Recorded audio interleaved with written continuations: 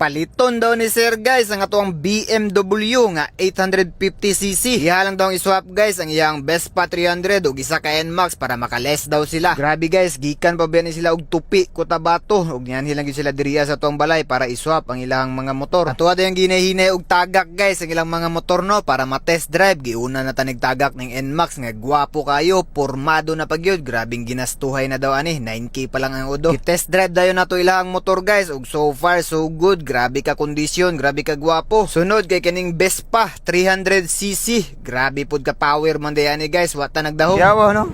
Sugyam dagan. Gitest drive na po ni sir guys ang atuang BMW no nga 850cc and so far so good. Wag yun sila nakita nga issue kay syempre 3K pa lang ang odo ani, 24 pag yun ang model. So mo to gipang swap na dayon nato guys ang atuang mga motor no o gikarga na nato guys ang BMW sa sakyanan nila sir. Salamat yung guys sa pagpili sa JMC Carmoto no. Mao din nilang Vespa guys 300cc 329K 2023 1K odo. Mawasad ni ilang NMAX formado na 9K pa lang ang odo. Nagapalit sa tag motor iPhone sakyanan basig na kay bligya di apim lang sa page JMC Carmoto.